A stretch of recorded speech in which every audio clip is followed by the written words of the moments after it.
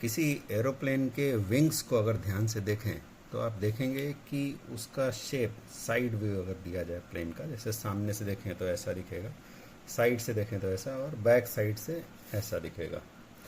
तो अगर side view देखें तो एरोप्लेन का जो विंग है वो कुछ इस तरह का डिज़ाइन होता है।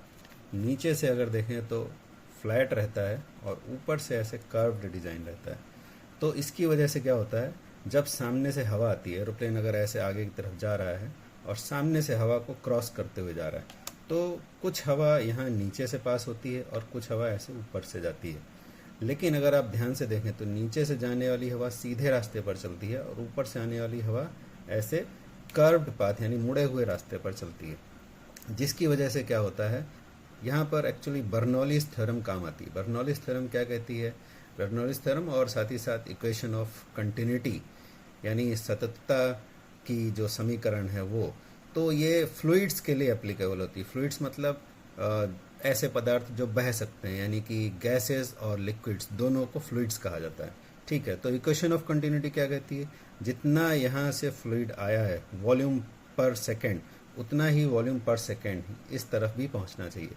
तो यहाँ जो फ्लूइड आया, मान लीजिए कि हवाई है, तो कुछ पार्ट नीचे से गया, कुछ पार्ट ऊपर से गया, लेकिन दोनों को इधर एक साथ ही पहुंचना है इक्वेशन ऑफ कंटिन्यूटी के अकॉर्डिंग।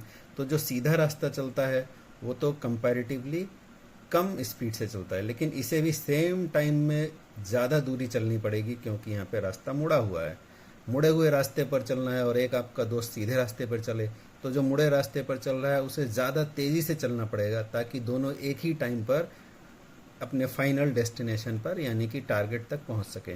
तो ऊपर से आने वाली हवा मुड़े हुए रास्ते की वजह से ज़्यादा स्पीड से चलती है और नीचे जाने वाली हवा कम स्पीड से चलती है। अब आ जाती है बर्नौलीज थ्योरम। बर्नौली की थ्योरम क्या बोलती है कि जहाँ पर फ्लूइड की स्पीड ज़्यादा होगी वहाँ प्रेशर कम होगा, जहाँ फ्लूइड की स्पीड कम होगी वहाँ पर प्रेशर ज़्यादा होगा। यानी इस तरफ प्रेशर कम होता है और नीचे की तरफ प्रेशर ज़्यादा होता है। तो नीचे की तरफ जो ज़्यादा प्रेशर है, जो प्रेशर का डिफरेंस है, उसकी वजह से ये विंग्स पर ऊपर की तरफ धक्का लगता है और इस वजह से पूरा प्लेन हवा में ऐसे ऊपर उठ जाता है। तो ये है everyday physics on everyday of 2026।